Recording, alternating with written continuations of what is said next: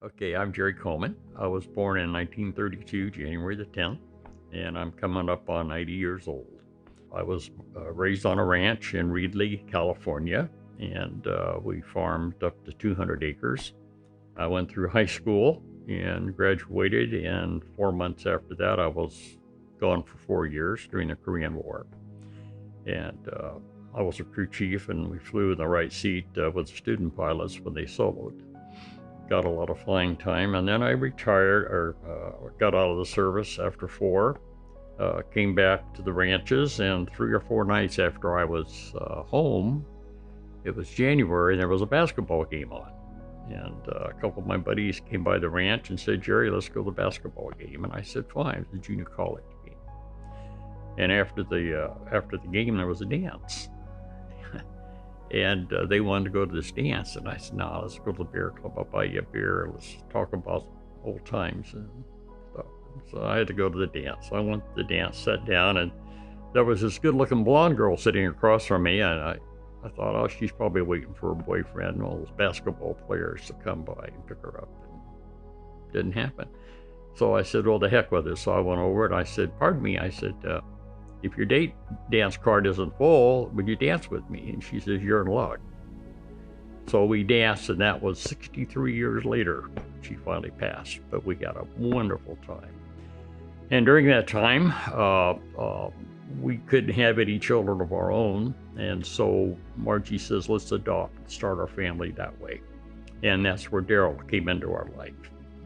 And so we adopted Daryl. He married Cindy, and they had 5 boys. We had no favorites.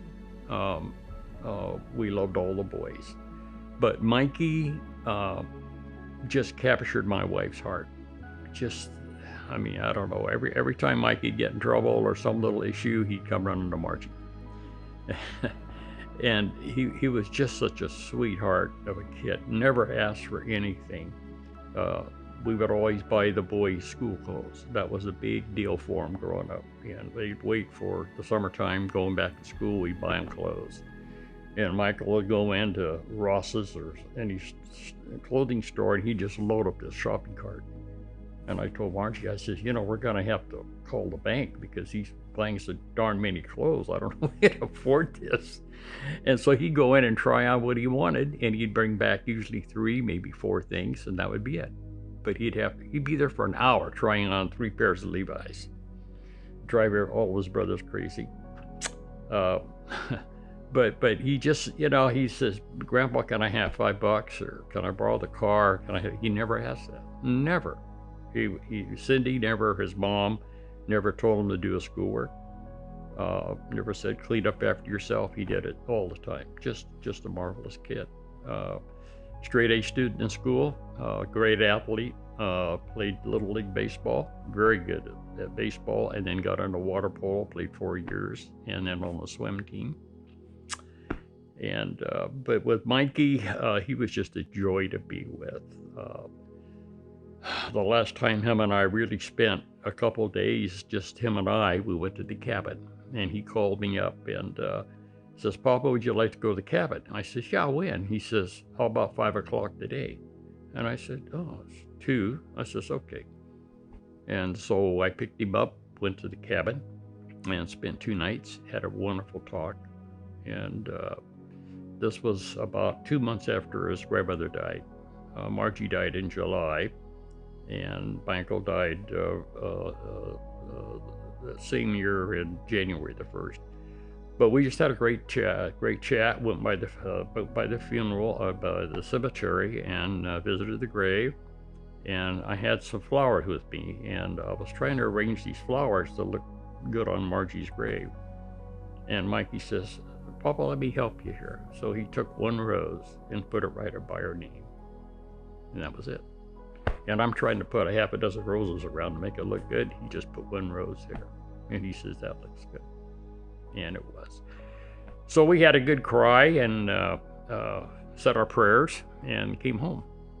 And but he was just that kind of kid. He was so artistic, just a wonderful boy to be around.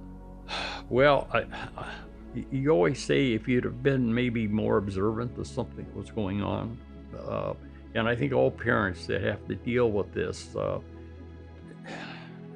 just try and understand your kid. Listen, don't just talk, listen to them. With Michael, I thought we had that covered. I thought we understood anything that was troubling Mikey.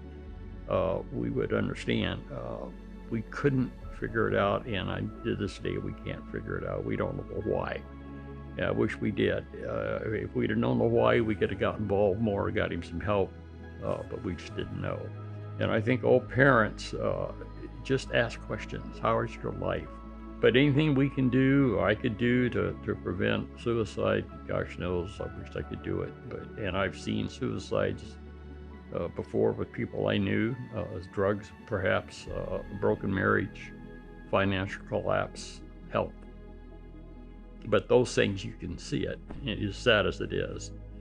But with situations like this with Michael, and I'm sure there's a lot of parents out there that feel the same way, they just don't know why.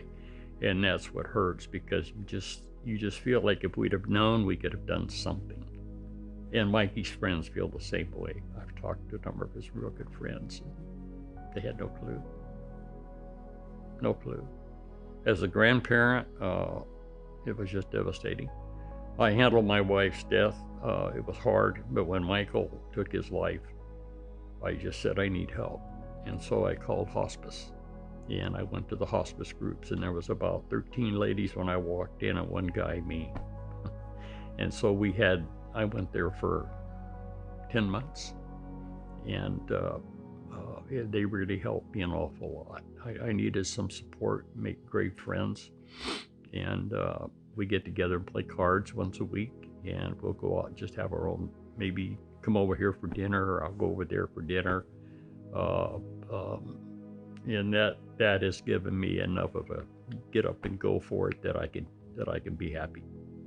If you know your child, your loved one is troubled with suicide, for heaven's sakes, get some help. Don't be embarrassed over it. Go get help. Not only for the individual, but for you if it's after the fact.